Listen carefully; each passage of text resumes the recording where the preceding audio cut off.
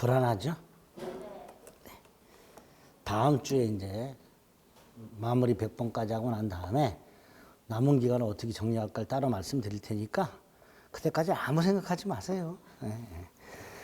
어차피 시간은 흘러가고 시험장은 가게 돼 있어요. 그죠? 그 마음가짐과 어떻게 정리할지를 다음 주에 따로 말씀드릴 테니까 그대로만 정리하시면 여기 계신 분들은 합격합니다. 적어도 1차 때문에 떨어지는 일은 없게 해드릴 테니까.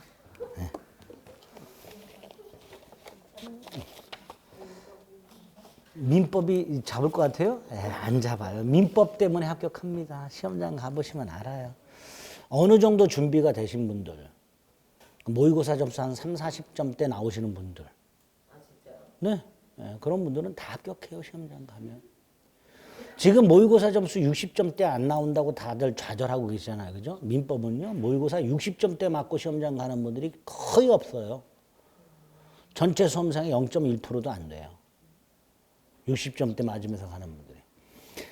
왜 우리 전국 모의고사라고 각 출판사마다 이렇게 등록받아갖고 하잖아요. 그럼 보통 한 2, 3천 명씩 봐요. 대형 학원 같은 경우에는.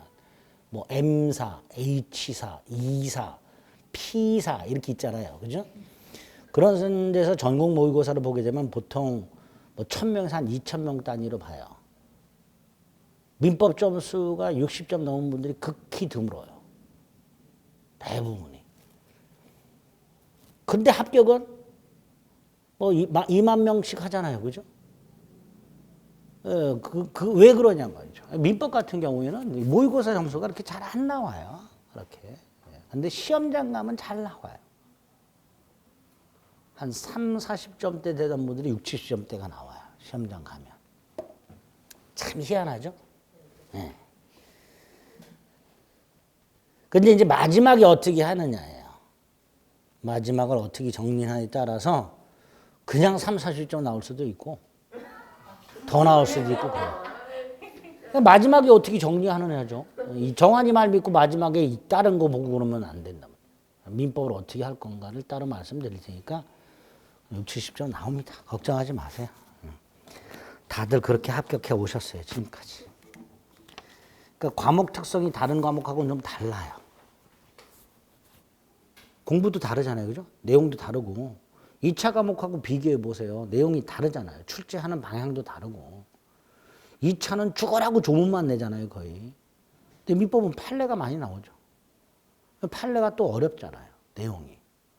그래서 공부 방향도 다르고 점수 나오는 방식도 다르고 그렇습니다. 민법은 특성이. 근데 걱정 안 하셔도 됩니다. 특히 학원에 등록하신 분들 중에서 끝까지 학원 나오신 분들은 거의 다 붙어요. 99%가. 지금까지 제가 본 경험으로는 20년 넘게 강의해 본 결과 끝까지 학원 나와서 끝까지 강의 들었던 분들 중에 떨어진 분들을 본 적이 없어요. 제가. 2차 과목도 계속 나오신 분들은 붙죠. 끝까지. 꿋꿋하게. 늦게 시작한 건 상관없어요. 8월 달에 시작해서 붙는데 뭐. 8월 달에 시작해서 붙는 분도 봤는데 뭐. 그분도 꾸준하게 그냥 죽어라고 강의 다 듣고 하라는 대로 복습 다 하고 막. 그럼 붙는 거예요. 시험이란 게 그렇습니다. 그러니까 내가 시험에서 어느 정도의 정성을 보이느냐에 따라서 시험도 나를 품기도 하고 배척하기도 하는 거예요. 원래 시험이란 게 그래. 마지막에 어떻게 정리하느냐, 그거 이제 다음 주에 말씀드릴 테니까 그대로 하시면 7, 80점 나옵니다. 시험장 가서. 민법은. 그래서 개론은 그렇지 않아요. 개론은 죽어라고 해도 뭐 60점대 맞기가 참 어려워요. 개론은. 네. 민법 점수가 더 나와요. 더 좋아요. 실전 가면. 아닐 것 같지요? 대부분이 민법 점수가 더 좋아요. 합격하신 분들이. 그래서 1차를 민법 때문에 떨어졌다고 하신 분들은 제가 본 적이 없어요. 그러니까 걱정 안 하셔도 돼. 자, 35번에 점유에 관한 설명으로 옳지 않은 것은 이라고 되어 있는데 35번에 동그라미 1번이 점유 매개자라고 되어 있죠. 이 점유 매개자가 누구예요? 임차인 생각하면 되죠. 직접 점유자를 말합니다. 누굴 말한다고요? 직접 점유자를 말합니다. 이때의 점유도 괜찮죠? 즉 점유 매개자를 통한 점유니까 간접 점유죠. 갑수요 땅을 을이 점유하다가 병에게 임대를 해서 20년이 됐다. 이때 병은 직접 점유자죠. 을은 간접 점유죠. 얘가 시효취득이 인정되죠. 그죠? 그래서 점유 매개자, 즉 직접 점유자의 점유를 통한 간접 점유자에 의한 점유도 시효취득이 가능하다. 이렇게 되겠죠. 옳은 질문이죠. 2번은 점유권에 기초한 물권적 조건 80페이지에 있습니다. 점유권에 기초한 점유부 반환 청구는 점유가 침탈돼야 되죠. 따라서 사기당해서 물건을 넘겨준 것은 침탈이 아니니까 점유물 반환 청구, 소송, 그게 점유회수의 소예요. 그래서 점유회수의 소권이란 점유물 반환 청구권을 말합니다. 점유물 반환 청구권을 말합니다. 그 청구권을 행사할 수가 없습니다. 침탈이 아니기 때문에. 35번의 3번은 건물 부지 점유와 관련해서 73페이지에 나왔습니다. 건물의 부지는 건물 소유자가 점유하죠. 예외가 있습니다. 건물을 사서 등기하지 않은 채 점유하고 있는 양수인도 건물의 점유자다. 예외 73페이지에 나와 있고요. 4번은 간접점유에 와서 74페이지에 나와 있죠. 간접점유, 직접점유를 점유 매개관계라고 하죠. 이 점유 매개관계는 두 가지 특징을 기억하셔야 돼요. 첫째, 적법 유효할 필요 없고 두 번째, 중첩적으로 있을 수 있죠. 또 법률 행위뿐만 아니라 법률 규정에 의해서도 설정될 수가 있습니다. 3번이 틀린 지문입니다. 4번이 틀린 지문이 됩니다. 74페이지에 있고요. 5번은 73페이지에 있죠. 상속인의 점유는 피상속인의 점유를 그대로 포괄승계하죠. 그러니까 상속이 아닌 새로운 권원에 의해서 자기 고유의 점유를 개시하지 않는 한 피상속인의 점유를 떠나 자기만의 점유를 주장할 수는 없습니다. 73페이지에 있고요. 36번의 1번은 74페이지에 있죠. 점유 매개자는 직접 점유자라고 그랬죠. 직접 점유자는 타주라고 그랬습니다. 직접 점유자는 뭐라고요? 타주죠. 75페이지에도 나와 있죠. 임차인은 타주라고. 36번의 2번은 다시 73페이지 점유권의 뜻이죠. 물건을 사실상 지배함으로써 점유는 성립하죠. 3번도 73페이지 건물 소유자가 부지를 점유하는 거죠. 4번은 74페이지 점유 매개관계가 소멸하면 예로 기억하세요. 임대차가 종료되면 간접점유자는 점유물 반환 청구할 수 있죠. 그죠? 간접점유자는 그 물건의 반환을 청구할 수 있게 됩니다. 5번은 75페이지에 있죠. 197조 1항 소유의 이사로 평온하고 공연하게 선의로 점유한 걸로 추정하죠. 조문 기억하시면 되고요. 37번은 점유권에서 따로 나오는 거죠. 78페이지 점유자와 회복자와의 관계. 과실수치, 손해배상, 비용상환 세 가지가 있죠. 그중에 동그라미 1번 선의점유자는 과실수치할 수 있죠. 물건의 사용이익도 과실이죠. 그러니까 1번 틀렸죠. 78페이지, 79페이지에 있습니다. 물건의 사용이익도 과실에 포함된다. 그 다음에 37번의 2번은요. 유치권자에게도 과실취권이 인정이 되는데 요거는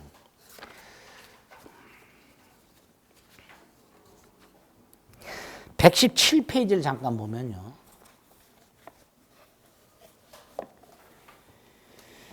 (117페이지에) 유치권자의 과실취권이 있어요. 그런데 거기 뭐라고 돼 있냐면 117페이지 유치권자는 과실을 수취해서 변제에 충당할 수 있다고 돼 있죠. 다시 말해서 유치권자의 과실수취권은 이름만 과실수취권이지 변제 충당권이에요. 즉 수익 목적의 과실수취권이 아니라 변제 충당 목적의 과실수취권이 인정되는 거예요. 유치권자의 과실수취권은 수익 목적의 과실수취가 아니에요. 자신 채권 변제 충당 목적이지. 그래서 2번도 틀린 지문이 됩니다. 3번은 다시 78페이지에 가면 있죠. 점유율이 점유자의 귀책 사유로 훼손되었을 때 선의 점유자는 이익 현존 한도에서 배상하죠. 그런데 선이라도 소유의 의사가 없어. 즉 선이 타주야. 그럼 전손해 배상하라 그랬죠. 3번도 틀렸죠. 37번에 4번이 답이죠. 점유자는 점유물을 반환할 때, 즉 회복자로부터 점유물 반환 청구를 받았을 때 필요비, 유익비 상환을 청구할 수 있죠. 5번은 점유물의 소유자가 변경이 됐을 때 현 회복자에게 비용 상환을 청구하는 거예요.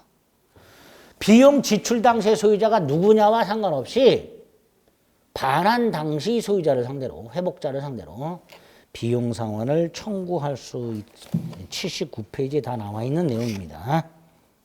그래서 옳은 것은 4번이 됩니다. 5번은 전 소유자가 아니라 현 소유자.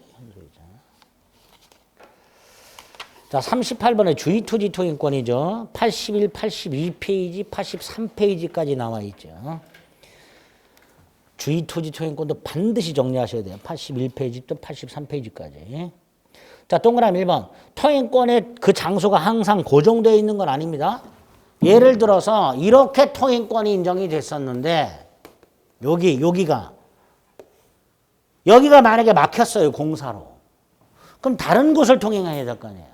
그러니까 통행 장소가, 통행로가 반드시 고정되어 있는 것은 아닙니다. 2번이 틀렸죠. 통행권의 범위는 현재 토지용법과 범위에 따른 폭만 인정될 뿐 장차 이용 상황을 대비해서 정할 수는 없다 그랬고요. 3번 통행권에 방해되는 담장은 철거돼야 된다 그랬고요. 4번도 마찬가지 1번하고 똑같은 거예요. 기존 통로가 있었는데 막혔어요. 그럼 다른 장소로 통행해야 되죠. 물론 통행지 소유자의 손해가 가장 적은 장소와 방법을 택하라고 되어 있습니다. 5번은 통행권자가 보상 의무가 있죠. 따라서 통행권자의 허락을 얻어 사실상 통행하는 자, 그 사람에게는 보상을 청구할 수가 없지요. 그래서 2번이 틀린 지문이 되고요. 자, 39번은 부동산 점유취득시효죠. 84페이지부터 87페이지까지 나와 있죠. 84부터 39번, 40번, 41번이 다 점유취득시효와 관련된 거고요. 특히 41번처럼 사례 형태로 잘 나오죠. 84페이지부터 확인하시면 되는데 39번의 1번은 국유재산 중에 행정재산 안 되죠. 그러니까 취득취호 완성 당시에는 1번 재산이었지만 행정재산으로 변경됐다면 취득시효를 이유로 하는 이전 등기를 청구할 수가 없죠. 그죠? 자, 39번의 2번은 점유자는 자주가 추정이 되죠. 스스로 자주임을 증명할 필요가 있어요, 없어요? 없지요. 요건 76페이지에 나와 있습니다. 점유자가 스스로 매매와 같은 자주점유를 주장했지만 그게 인정되지 않는다 하더라도 자주점유 추정은 번복되지 않습니다. 76페이지에 나와 있고요. 자주점유하고 연결이 되죠. 3번은 85페이지에 있죠. 점유기간 동안 소유자의 변동이 없다면 기산점을 이미 선택할 수 있죠. 그게 3번이죠. 취득시효 기간 중 계속해서 등기명의자가 동일하다면 기산점을 이미 선택할 수 있죠. 그게 3번이고요. 4번은 86페이지에 있죠. 갑소유 땅에 의뢰 시효가 완성이 됐는데 의리 이전 등기를 청구했더니 갑이 제3자에게 팔아먹었다.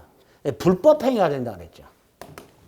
그래서 그런 갑을 상대로 채무 불이행 책임이 아니라 불법행위 책임을 물을 수 있다 그랬습니다. 86페이지에 나와 있고요. 5번은 87페이지에 나와 있죠. 갑소유 땅에 을이 20년을 점유했어요. 근데 등기하기 전에 갑이 돈을 빌리고 저당권을 설정합니다. 그리고 나서 을이 등기해요. 이 저당권은 어떻게 되느냐? 소멸하지 않는다.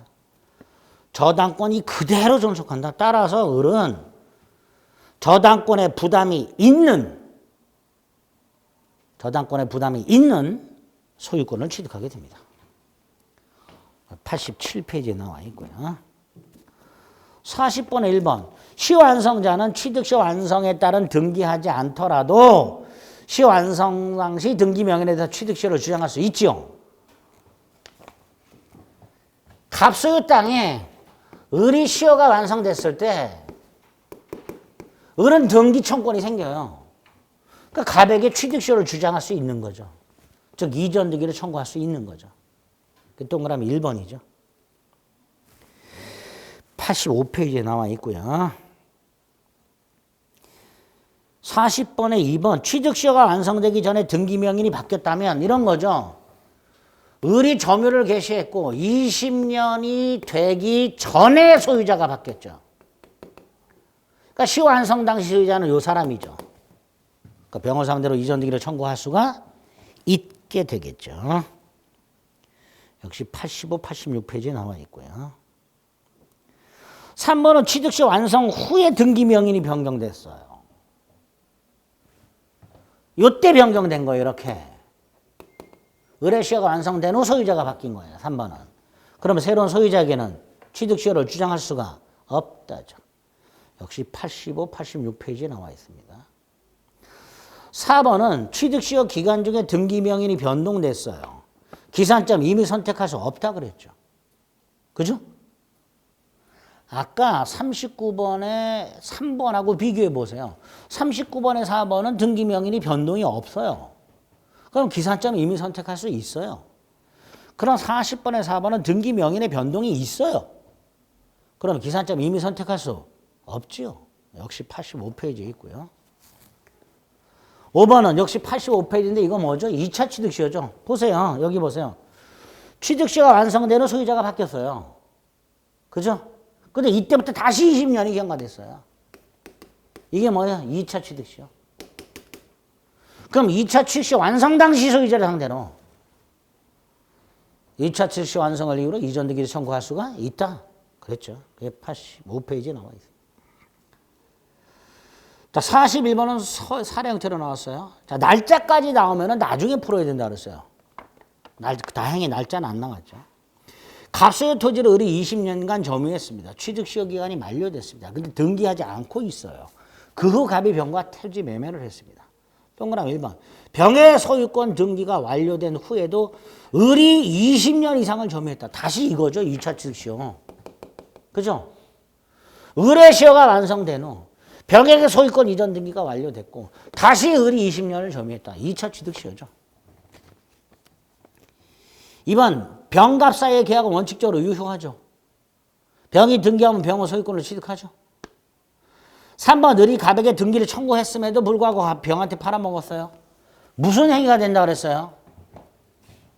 불법 행위가 된다 그랬어요. 채무 불행이 아니라 86페이지에 나와요. 채무 불이행 책임을 물을 수는 없다. 갑과 을의 매매 계약을 한 건 아니지 않느냐. 채무 불이행 책임을 물을 수는 없고 불법 행위 책임을 물을 수 있다고 그랬습니다. 4번 그 불법 행위에 병이 적극 가담하면 그때는 반사의 질서로 무효가 된다. 병은 소유권을 취득하지 못한다. 5번 이 땅이 미등기예요. 미등기 토지야. 그래도 을은 등기해야 소유권 취득하죠.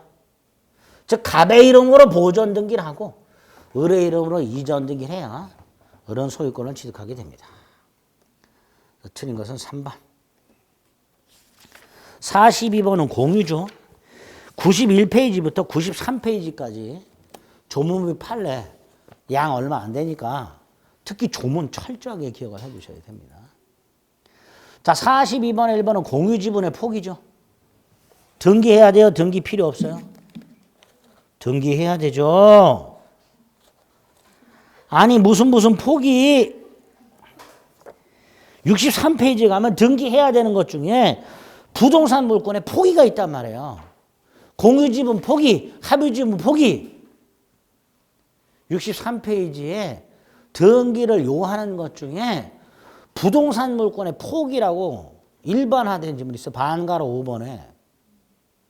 그 부동산 물권의 폭이 중에 공유지분 폭이, 합의지분 폭이가 다 들어가는 거예요. 등기해야죠. 그러니까 폭이만으로 물권 변동의 효력이 생기는 게 아니란 말이죠. 42번에 1번은 옳은 지문이죠. 공유지분의 폭에 따른 물권 변동 효력이 바로 발생하는 게 아니다. 포기의 이사표시가 도달했다 하더라도 등기하지 않는 한 물권 변동의 효력이 바로 발생하는 것은 아니다. 이렇게 되죠. 그죠?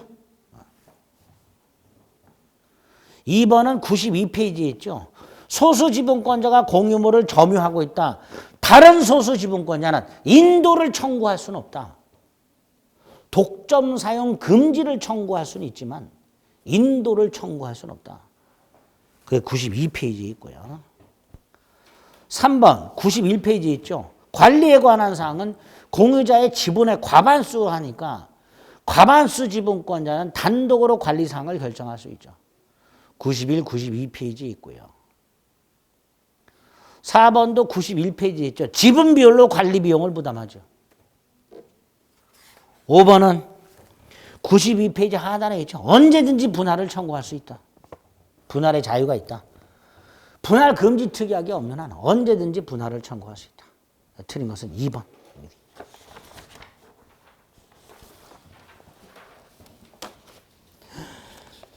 지상권이 나왔네요. 자, 43번에 1번은 두 번째 줄 지상물 매수 청권이라고 되어 있죠. 자, 지상물 매수 청권은 언제 행사해요? 97페이지에 가면 나와 있습니다. 283조라고 지상권이 존속기간 만료로 소멸했을 때 갱신 청구 및 매수 청구할 수 있어요. 따라서 지료 연체를 이유로 지상권인 소멸 청구해서 지상권이 소멸한 경우에는 갱신 청구도 매수 청구도 할 수 없지요. 2번은 담보 목적 지상권이죠. 담보 목적 지상권은 95페이지에 나오는데요. 이런 거죠. 갑소유 나대지를 담보로 돈을 빌려준 우리 저당권만 설정하는 게 아니라 지상권도 설정하죠. 이때 지상권은요. 담보 목적이에요. 토지 사용 수익 목적이 있다 없다? 없지요. 그러니까 제3자가 침해하더라도 얘는 사용 수익이 침해된 게 아니죠. 그러니까 손해배상 청구를 못하죠.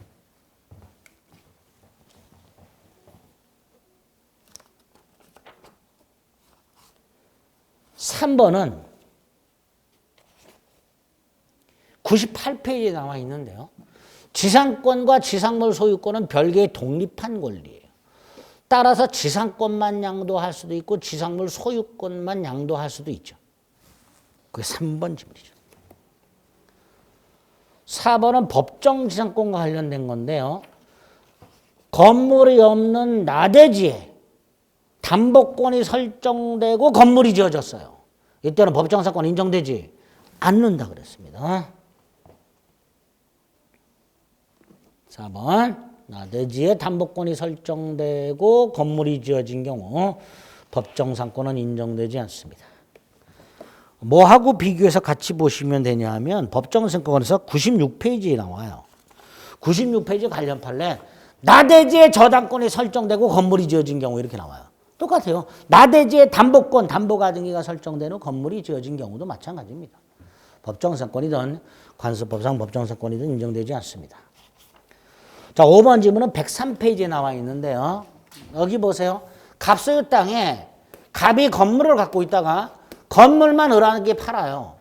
그럼 을은 땅에 대해서 관습법상 법정상권을 취득합니다. 등기 없이. 이 상태에서 을이 건물을 팔아요. 얘 지상권 취득할 수 있는 지위를 갖고 있죠. 그러니까 갑은 병을 상대로 철거 청구할 수 없다. 얘는 지상권 등기 권리자, 얘는 지상권 등기 의무자. 그러니까 지상권 등기해줄 등기 의무자가 지상권 등기 권리자를 상대로 철거를 청구하는 것은 신의 측에 반한다. 건물 양수인, 법정상권이 붙은 건물 양수인을 상대로 토지 소유자가 철거를 청구할 수는 없다. 그게 5번 지문이죠. 103페이지에 나와 있습니다. 44번 문제는 102페이지에 나와 있는 건데요. 기억의 환지 처분이라고 되어 있죠. 자, 같은 환시, 환매권 행사, 환지 처분이나 환매권 행사가 나오면 법정사건 인정되지 않습니다. 니은은 건물을 대지와 함께 산 사람이 대지만 등기를 넘겨받았다고 되어 있죠. 96페이지에 있습니다. 땅하고 건물을 샀는데 갑소유 땅과 갑소유 건물이 있는데 건물도 사고 땅도 샀어요. 근데 땅은 등기를 넘겨받았고요. 건물은 등기를 넘겨받지 않았어요. 이때 을이 법정상권을 취득하느냐? 못한단 말이죠. 값도 마찬가지죠. 키워드로 기억하자. 니은 보니까 건물을 땅과 함께 샀죠. 근데 두 번째를 땅만 등기를 넘겨받았죠. 그럼 법정사건 인정된다 안 된다? 안 된다. 디귿은 역시 102페이지에 나오는데요. 토지 공유가 나와요. 공유 토지 위에 건물이 있어요. 이때 세 가지죠. 이 공유 토지가 분할된 경우와 지분만 팔아먹은 경우와 건물이 지분 과반수 동의를 받아서 신축한 경우 키워드로 기억하는 거예요. 이럴 때 법정사건 인정되는가? 된다? 안 된다? 안 된다. 이렇게만 기억하는 거예요. 102페이지에 있습니다. 따라서 디귿 인정 안 되지. 일단 기억, 니은, 디귿은 안 돼요. 이 세 가지는 기억해 주셔야 돼. 혹시 법정사건 인정되는지 안 되는지 나오면 주로 나오는 게 이 세 놈이에요. 그 다음에 리을은 땅을 사서 등기를 마친 사람이 건물을 지었어요. 자, 여기 보세요. 갑이 을에게 땅을 팔았어요. 등기를 넘겨받았어요. 건물을 지었어요. 그럼 을 소유 땅, 을 소유 건물이죠. 근데 이게 무효임이 밝혀졌어요. 자, 매매가 무효라면 이 등기는 뭐예요? 무효죠. 결국 갑소유 땅에 을이 건물을 지은 거하고 똑같죠. 법정사건 인정 안 되겠지. 처음부터 을 등기가 무효니까 결국은 리을은 갑소유 땅에 을이 건물을 지은 거하고 똑같은 거예요. 그럼 법정사건 인정된다 안 된다? 안 된다죠. 근데 리을은 잘 나오는 건 아니에요. 그래서 기억, 디귿, 니은 세 가지 정도 하고요. 43번에 4번 정도 확인해 두시면 돼요. 법정사건을 물어보는 문제가 됐든 지문이 됐든 웬만한 건 다 맞출 수 있습니다. 아까 말씀을 드린 대로 102페이지하고 96페이지 정도 한 2페이지 정도 확인하시면 법정사건을 지문이 나오든 법정사건 자체를 물어보든 웬만한 건 다 맞출 수 있습니다. 45번은 분묘기지권이죠. 분묘기지권은 꼭 정리해 두셔야 돼요. 100페이지부터 101페이지까지 나와 있죠. 100페이지, 101페이지 나와 있는데 기억, 분묘기지권을 시효 취득한 경우 지료 지급해야 돼요? 안 해도 돼요? 분묘기지권 시효 취득? 해야 된다 그랬죠? 토지 소유자가 지료를 청구한 때부터 아니, 그 판례가요. 지료 지급 의무가 청구한 때부터 있다라고 판결하고 있는데요. 기본이 유상이고 언제부터 지급하느냐를 판결한 거예요. 그 판례가 깜빡하시는 분들이 계시는데 청구하기 전까지는 무상이었다가 청구한 때부터 유상이냐가 아니에요. 전체가 유상인데 다만 언제부터 지료를 지급할 거냐에 대한 판례예요. 그 판례를 착각하신 분들이 되게 많아요. 지금 같은 질문들을 많이 하세요. 청구하기 전까지는 무상 아니냐? 아니에요. 유상이에요. 판례를 읽어보면요. 분묘기지권을 시효 취득한 경우에도 지료를 지급해야 된다라고 바뀌었어요. 판례가. 다만 언제부터 지급할 거냐를 판결한 거예요. 그러니까 원칙이 유상이에요. 아시겠죠? 네.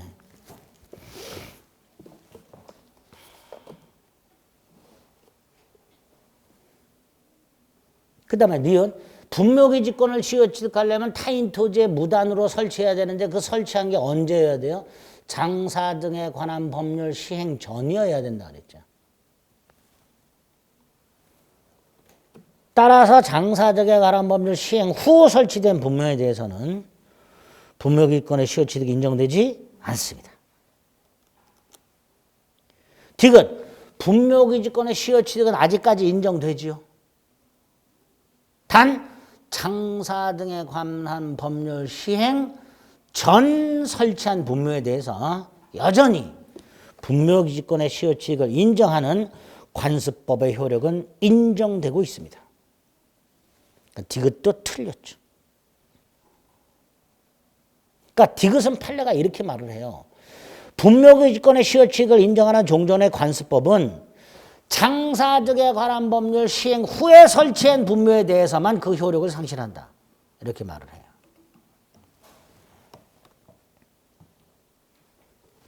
리얼 분묘기지권 인정되는 분묘를 다른 곳으로 이장했죠. 그럼 당연히 분묘기지권을 소멸하죠. 분묘기지권의 효력이 미치는 범위 내에서는 이장이 안 되고요. 다른 곳으로 이장을 했어요. 그럼 당연히 분묘기지권을 소멸해야죠. 미음 봉분이 멸실되더라도 분묘기지권을 소멸하죠. 다만 원상복구가 가능한 일시적 멸실인 경우에는 분묘기지권을 소멸하지 않는다 그러죠. 틀린 것은 3번 기억 디귿 두 개가 될 겁니다. 46번에 지역권 거의 조문 위주로 나온다 그랬습니다. 동그라미 1번, 2번, 5번 104페이지 있죠. 자, 104페이지 봅니다. 지역권.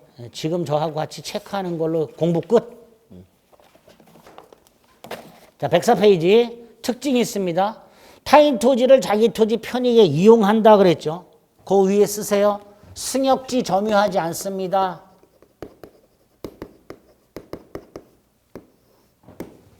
승역지를 점유하지 않습니다. 지역권자는. 양가로 이번 토지 소유자뿐만 아니라 지상권자 등도 지역권 설정할 수 있고요. 양가로 3번 요역지는 반드시 일필 토지여야 되고요. 승역지는 일부여도 무방하죠. 관련 판례 통행지역권을 주장하는 자는 요역지가 있다는 사실을 증명해야 됩니다. 나 요역지가 있어. 통행지역권 필요해. 그걸 요역지의 존재를 지역권을 주장하는 자가 증명해야 됩니다. 4번 요역지와 승역지는 반드시 인접할 필요가 없지요. 자, 3번, 1번 수반성이라고요. 지역권은 요역지 소유권에 부정하여 의존하죠. 그래서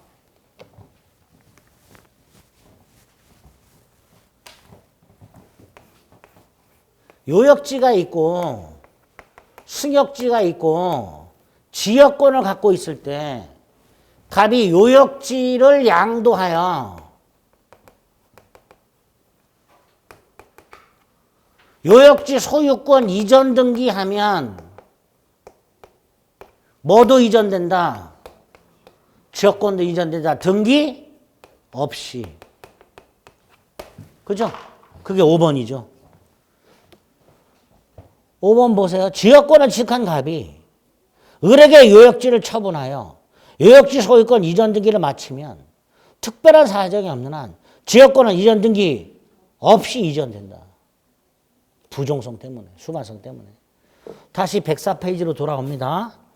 자, 지역권은 요역지 소유권에 부종하여 이전하며 요역지에 대한 소유권 이외의 권리의 목적이 돼요. 그런데 다른 약정이 있을 땐 그 약정에 의하죠. 반가로 2번하고 구별하셔야 돼요. 지역권은 요역지와 분리해서 양도하거나 다른 권리의 목적을 하지 못한다. 거기에는 다른 약정이 있는 때는 그 약정에 의한다가 없어요. 그죠? 그죠? 그래서 만약에 지문에 지역권은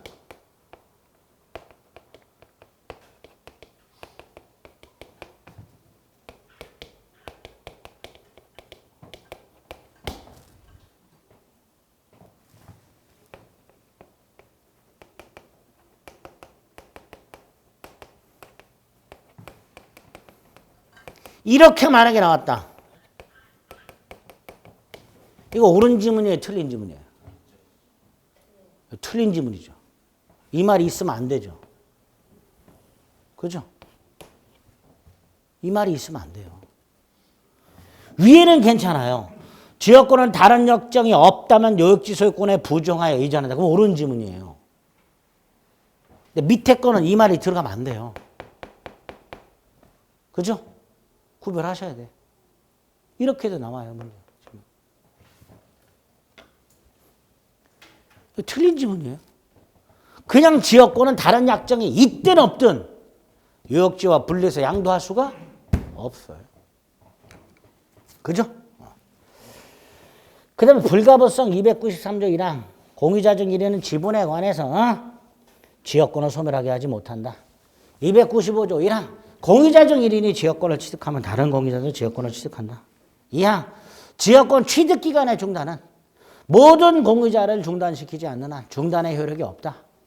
296조 소멸시효 중단 정지는 다른 공유자를 위해서도 중단 정지 효력이 있다. 오른쪽 지역권 존속기한 갱신 지료 규정 없고 지역권 취득 중에 양가로 위반 취역 취득 반드시 통로를 개설해라. 불법 점유자는 안 된다. 판례 보상해라. 승역지 소유자의 손해를 보상해라. 밑에 300조 공작물 공동사용. 승역지 소유자는 지역권자가 설치한 공작물을 사용할 수 있다. 비용을 분담해라. 298조 계약을 통해서 적극적 의무를 부담할 수 있다. 299조 승역지 소유자가 승역지 소유권을 지역권자에게 위기하여 부담을 면할 수 있다. 다음 페이지 위기도 법률행위니까 등기해야 된다. 양가로 4번 물권적 청구는 인정되는데 반환 청구만은 인정이 안 된다. 8번에 양가로 3번 20년 소멸시에 걸린다. 그죠? 그 정도. 그 다음에 8번에 양가로 2번은요. 여기 보세요. 여기를 병이 20년을 점유해요. 소유권을 시효취득해. 그럼 원칙 지역권 소멸. 근데 언제나 소멸하는 건 아니다. 예외. 소멸하지 않는 경우가 있다. 병이 지역권의 존재를 용인하고 있었다면 병이 승역지를 점유하는 동안에 여기 지역권이 제한이 있네? 라는 걸 알고 있었다면 이때는 소멸하지 않습니다. 8번에 양가로 2번. 그 정도. 자, 그러면 46번에 1번 공유자 중 1인이 지역권을 취득하면 다른 공유자도 지역권을 취득한다. 104페이지. 2번 요역지 소유권에 부정하여 이전하며 요역지와 분리해서 양도하거나 다른 권리의 목적을 하지 못한다. 역시 104페이지. 3번 105페이지. 을이 갑소유 땅을 20년 이상 통행했지만 통로를 개설하지 않았어요. 그럼 통행지역권을 취득할 수가 없다. 4번 105페이지. 계약에 의해서 승역지 소유자가 적극적 의무를 부담할 수 있고 그 의무는 승역지 특별승계인도 부담하게 된다. 105페이지. 5번은 아까 말씀드린 거 요역지 소유권이 이전 등기가 되면 지역권은 등기 없이 이전한다. 47번에 1번 지역권은 승역지를 점유하지 않는다. 2번 일필토지 일부를 위한 지역권 안 된다. 일필토지 일부에 대한 지역권은 되지만 일필토지 일부를 위한 지역권은 안 된다. 역시 104페이지에 있습니다. 3번 통행지역권 치료 약정을 성립 요건으로 하는 거 아닙니다. 지역권은 유상일 수도 있고 무상일 수 있으나 단 통행지역권을 시효 취득했을 때는 보상하라 그랬죠. 그죠? 시효 취득했을 때. 4. 요역지가 공유일 때 점유로 인한 지역권 취득기간의 중단이라고 되어 있습니다. 다른 공유자를 중단시키지 않는 한 중단의 효력이 없다죠. 없다. 104페이지. 5번이 답이죠. 통행지역권을 시효 취득했을 때는 보상하라 말이죠. 그러니까 2번하고 헷갈리면 3번하고 헷갈리면 안 돼요. 지료 지금 약정을 꼭 해야 되는 거 안 해도 돼요.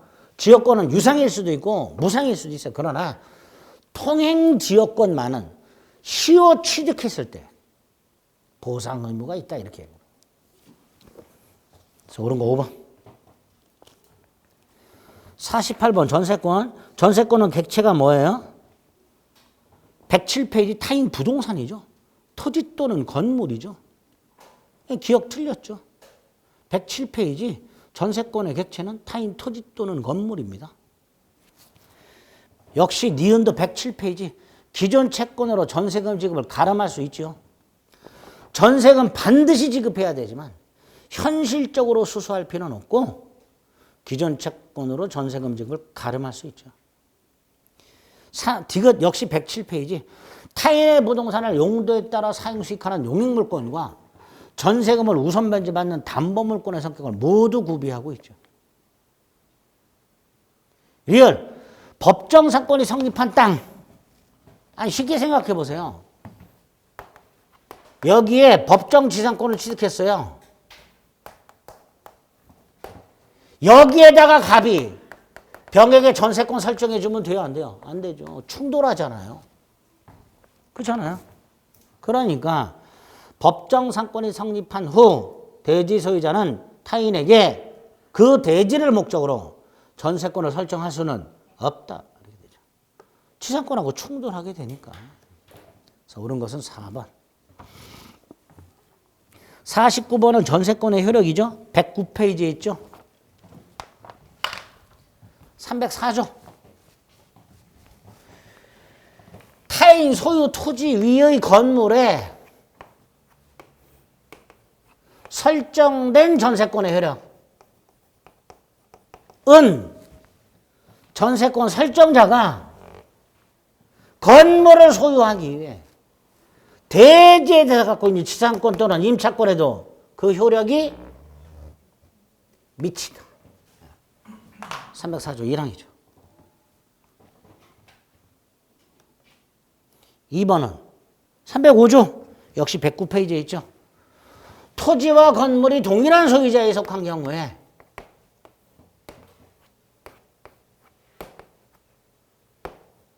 건물의 전세권이 설정이 되고 토지 소유자가 바뀌었을 때 얘를 뭐라고 부르요? 대지의 특별 승계인은 전세권 설정자에 대하여 지상권을 설정한 것으로 본다. 그게 305조죠. 그게 2번이고요. 3번은 108페이지에 있죠. 건물전세권의 법정갱신. 건물전세권 존속기한이 만료가 되기 6개월 전부터 한 달 전 사이에 건물전세권 설정자가 전세권자에게 갱신 거절 통지 따위를 하지 않은 경우 기존 전세권과 동일한 조건으로 갱신한 것으로 본다. 그러나 존속기한 정함이 없다. 그리고 법률 규정에 의한 갱신이니까 등기 필요 있다 없다? 없다. 그래서 3번 건물 전세권이 법정 갱신되었을 때 전세권자는 등기 없이도 갱신된 권리를 주장할 수 있다. 108페이지에 있습니다. 4번은 어디에 나올까요? 저기 저당권 가면 나옵니다.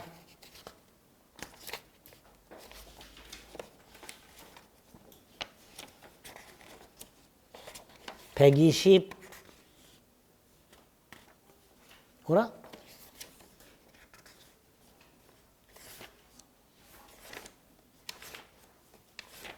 아이고야, 저당권 가는 게 아니라 전세권에 넣어놨구나. 110페이지. 110페이지를 가면 맨 위에 주의라고 해서 전세권을 목적으로 저당권이 설정된 경우에 A. 전세권의 존속기한이 만료되면 용익물권 소멸하고 저당권도 당연히 소멸한다. B. 전세권이 소멸한다는 것은 용익물권이 소멸한다는 뜻이고 전세권이 소멸한다는 것은 저당권이 소멸한다는 것은 저당권자는 더 이상 전세권 자체에는 저당권을 실행할 수가 없고 전세금 반환 채권에 물상대유할 수 있다. 그런 의미라고 그랬습니다. 그게 4번 지문이죠. 그러니까 전세권에 저당권이 설정된 경우에 전세기간이 만료가 되면 저당권자는 전세권 자체에 대해서는 저당권을 실행할 수가 없고 전세금 반환 채권에 물상대유할 수 있다. 라고 해야죠. 5번은 다시 108페이지 전세권의 존속기간 312조 1항 10년 넘지 못한다. 넘으면 단축한다. 그죠? 갱신 시에도 10년 넘지 못한다.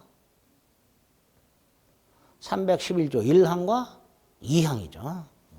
108페이지 있습니다. 틀린 거 4번. 자, 50번, 1번. 111페이지 나옵니다. 갑소유 건물에 전세권을 갖고 있다, 을이. 그런데 갑이 건물을 팔았다.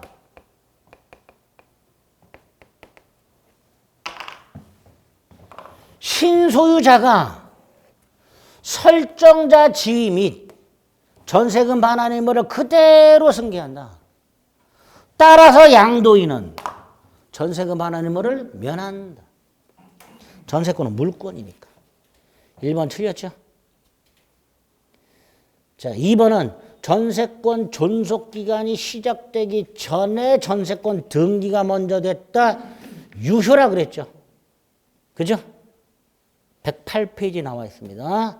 전세권 존속기간이 시작되기 전에 미리 등기가 됐다. 그 등기는 유효한 등기로 추정한다.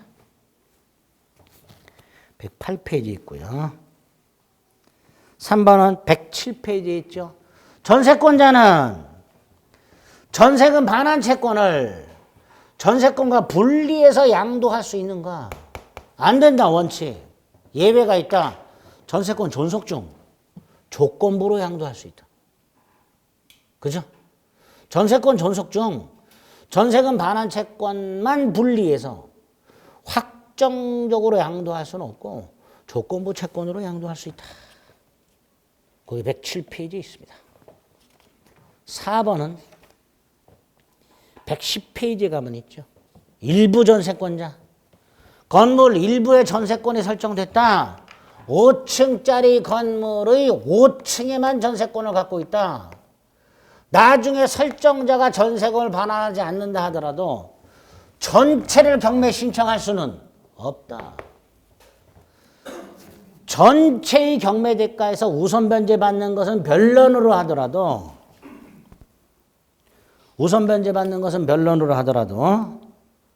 전체를 경매 신청할 수는 없다. 이렇게 되겠죠. 4번 틀린 지문이 되죠. 5번은 전세권자는 112페이지 하단 113페이지에 보면 필요비 상환 청구는 없고요. 유익비 상환 청구만 있죠. 근데 필요비 상환 청구는 왜 없어요? 109페이지 가면 309조가 나옵니다. 전세권자가 현상 유지 수선 의무가 있어요. 전세권자가 현상 유지 수선 의무가 있다는 건 전세권자가 필요비를 부담해야 된다 이런 뜻이에요. 그러니까 전세권자는 필요비는 청구할 수가 없게 됩니다. 유익비만 상환 청구할 수 있죠. 그래서 5번이 옳은 지문이 되겠죠. 유치권까지 보겠습니다. 하는 거. 다음 주께 이제 민투법도 있고 하니까. 자, 51번에 유치권이 나왔습니다.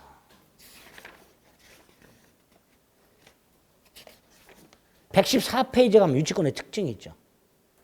유치권은 일단 우선 변제권이 없죠. 그래서 물상대위성이 인정 안 되죠. 또 추구표가 없어서 유치권에 기초한 물권적 청구권도 인정되지 않습니다. 우물, 추물 안 된다 그랬어요. 우물, 추물, X 우선 변제, 물상대위, 추구표, 물권적 청구권. 우물, 추물 네 가지 인정 안 된다. 2번 분할 가능한 토지 일부에도 유치권이 성립할 수 있는가? 그렇다. 우리 대법원이 임야 일부를 개간한 사람이 개간 비용을 받기 위해서 그 일부 유치할 수 있다라는 판례가 있습니다. 3번 채권 양도 플러스 인도가 있으면 유치권 이전되고요. 4번은 117페이지에 있죠. 유치권자는 우선 변제권은 없지만 뭐는 있다? 경매권은 있습니다. 117페이지 경매권. 채권을 변제받기 위해서 경매할 수 있는데 이때 채권을 변제받기 위해서란 우선 변제를 받기 위해서가 아니라 환가를 위해서라고 해석한다 그랬습니다. 자, 5번 최근에 나온 건데 기억해 주세요. 117페이지에 가면 간이변제 충당이라는 게 있는데요. 유치권자는 정당한 이유가 있을 때 감정인의 평가를 거쳐서 유치물 자체를 변제 충당할 것을 법원에 청구할 수 있습니다. 미리 채무자에게 통지해야 되는데요. 예를 들어서 법원이 간이변제 충당을 허가했어요.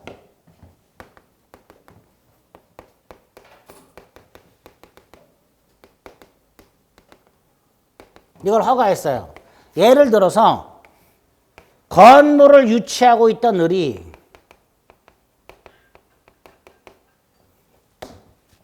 법원에 청구를 해서 법원이 뭐라 했을까? 그래, 건물 소유권 네가 가져. 이게 간이변제 충당이에요. 유치물의 소유권을 유치권자에게 이전하는 법원의 결정, 그게 간이변제 충당이에요. 자, 이때 등기해야 소유권을 취득하느냐, 등기 없이 취득하느냐, 등기 없지죠. 계약을 한 게 아니니까. 법률 규정에 의한 소유권 취득이에요. 따라서 유치 부동산에 대해서 법원이 간이변제 충당을 허가한 경우 등기 없이도 소유권이 이전된다. 등기 필요 없는 거 최근에 나온 거예요. 간이변제 충당. 법률 규정에 의한 유치물 소유권 취득이니까 등기를 요하지 않습니다. 그다음에 52번에 1번도 117페이지에 있는데요. 유치권자는 과실을 수취하여 원금과 이자에 충당할 수 있죠.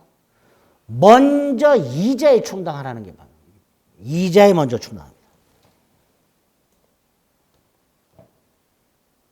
그게 52번의 1번이죠. 과실이 금전이라면 자신 채권에 먼저 충당할 수 있습니다. 이때 그 채권 중에 어디에 먼저 충당한다고요? 이자에 먼저 충당하고 남은 원본에 충당합니다. 117페이지에 있고요. 옳은 지문이죠. 52번에 2번도 117페이지에 있죠. 유치권자는 채무자 승낙 없이도 유치물 보존에 필요한 사용을 할 수 있는데요. 채무자 승낙 없이 사용을 했기 때문에 그 사용이익은 부당이득으로 반환해야 됩니다. 2번이죠. 3번은 118페이지에 있죠. 유치권의 행사는 채권 소멸시효 진행에 영향을 미치지 않습니다. 즉 유치권자가 유치권을 행사하고 있다 하더라도 건물을 유치하고 있다 하더라도 공사대금 채권은 소멸시효가 진행한다 이런 뜻입니다. 4번하고 5번은 117페이지에 있죠. 4번 권리금, 보증금, 부속물 매매대금, 건축 자재대금 이런 말 나오면 유치권 인정되지 않지요. 5번은 역시 117페이지에 있는데 경매 개시 결정, 기입 등기 후 유치권 취득. 요때 요 경우에만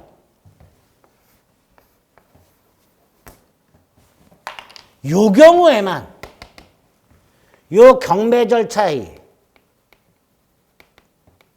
매수인에게 유치권을 주장하지 못한다. 유치권은 취득하지만 그 경매 절차의 매수인에게 주장을 못합니다. 딱 요 경우만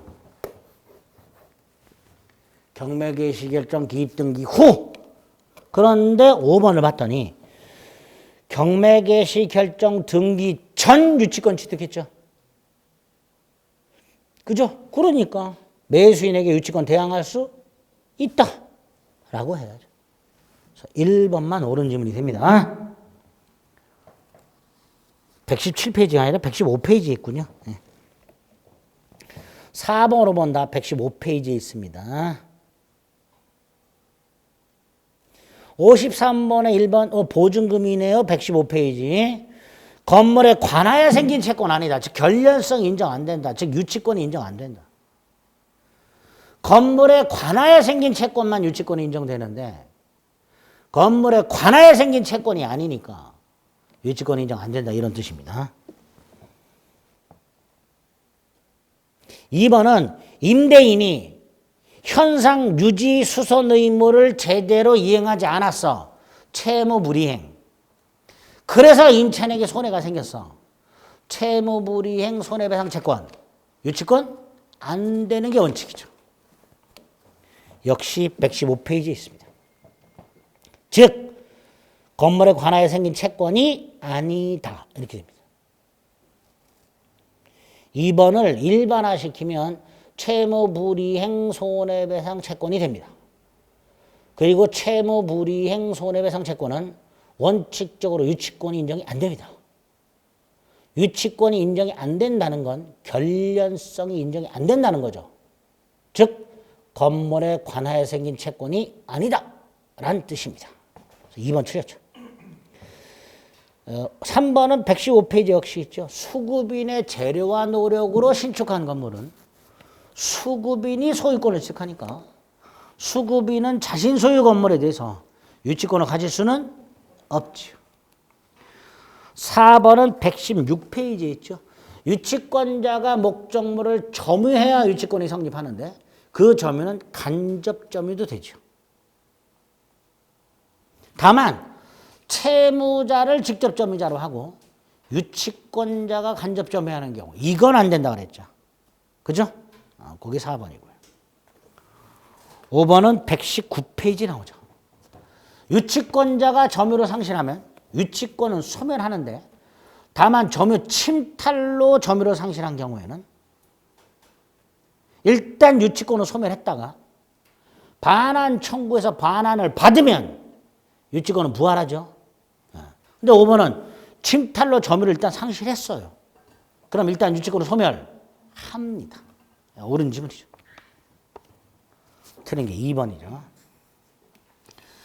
54번은 갑이 유치권을 행사할 수 있는 경우라고 되어 있는데 자 동그라미 1번은 건물 신축공사 수급인 갑이라고 되어 있죠.